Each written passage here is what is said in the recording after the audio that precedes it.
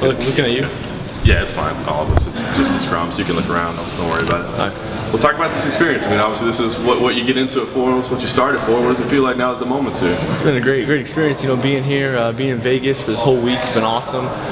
Great interviews. You know, it never bothers me doing interviews and stuff. Obviously, the weight cut's coming. You know, weigh-ins are tomorrow. I feel great, prepared for this fight. I got the best training partners in the world right now that I could possibly have. You know, Tim Kennedy, Andrew Craig, Jared Klontz, Chris Perkins, Jason Schaefer, all my coaches, my cornermen. You know, it's been awesome. You know, Tim Kennedy put me under his wing, guided me through this whole experience. I've never trained full time up until this point. The last 3 months I've been training full time. The Army's been great. The Army's been blessing me with that. So. Big shout out to the Tap Out guys, man. Tap Out's been awesome through this experience. You know, they've been guiding me, faction mouth guards, you know, a lot of good sponsor supporters, chiropractor, my sports psychologist.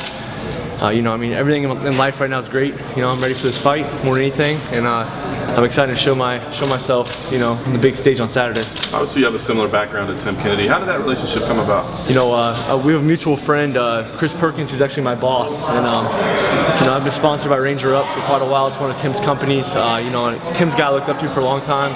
I'm 25 years old. He's in his 30s. You know, he's a special forces operator.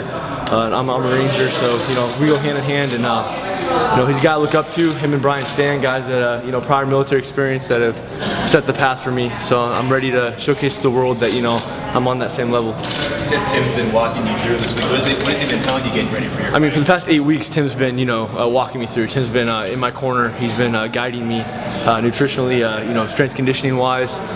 Just making sure I stay level-headed, you know, under the lights.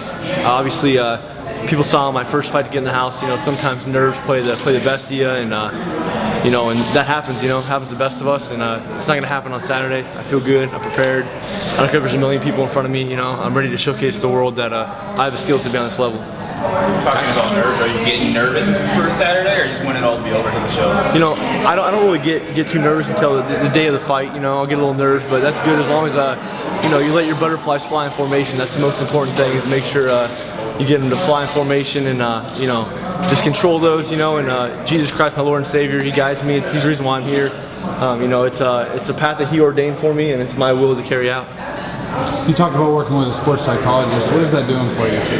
It's done wonders for me. You know, I've never worked with a sports psychologist. I've been competing since I was 4 years old in wrestling, football, baseball, soccer, track. You know, every sport I could get into, but mostly wrestling. And I've never had a sports psychologist, so I've always gone into fights and always gone into you know, wrestling with a mean mindset. I'm pissed off. I want to get in there and tear the guy's head off. Well, I kind of switched that up my last 2 fights in the house. You know, I paid attention to what my sports psychologist was telling me, and the notes I had that I brought to the house with me, and I try to be calm. And you know, obviously, I didn't, you know, inflict any damage and get hurt. I won the fights. I think it's a lot better to be calm and be you know, a calm, collective killer than it is to be, you know, the ruthless killer who goes out there for the kill. Can you give an example of some of those notes? You know, the biggest thing is breathing, controlling your breathing, making sure I have positive thoughts at all times. Obviously, I don't want yes men in my corner. You know, I want guys going to tell me I'm doing something wrong, or you need to do this differently, and I have that. You know, Tim Kennedy, Chris Perkins, Jared Klontz, Jason Schaefer, they have no problem telling me you're effed up, you need to fix this. Or my nutritionist, Dan Leith, George Lockhart, fitness VT, letting me know, you need to fix this in your diet or do this differently. But everything, spiritually, emotionally, physically, nutritionally, everything's just come into place really well for me the past couple months, and I feel awesome. I feel very blessed to have these people around me. ML management, I have an awesome manager, Tina Vidal. You know, they just done wonders for me. So just an amazing experience. My wife and kids, my whole family, you know, they're going to be here. I got 25 people flying in from all over the nation to come watch me fight. Most of them military buddies, so I'm pretty excited for that. Training full time, it's got to be not only physically but mentally better for you. It's the first time, yeah, first time training full time. So you know, and I might even get more nervous because of that. You know, I know I prepared more than I've ever prepared for a fight. There was a lot of fights I took that I trained 2 times a week. You know, because my Army obligation, I'm a soldier first. Duty always comes first, no matter what. This comes second. You know, and I don't do this for the fame or the money. I do this for the challenge myself, and showcase the world that active duty leader can also be, you know, a top level athlete. So that's what I try to show the world. What would that mean going forward? I mean, if you win this thing, obviously you get a UFC deal. You still got to manage active duty as well. I mean, you're going back to active duty after this? Yeah, you know, I'm active duty right now. I'm on leave right now. My own personal leave I took for this, as well as the show. I saved up 2 years of leave for the show.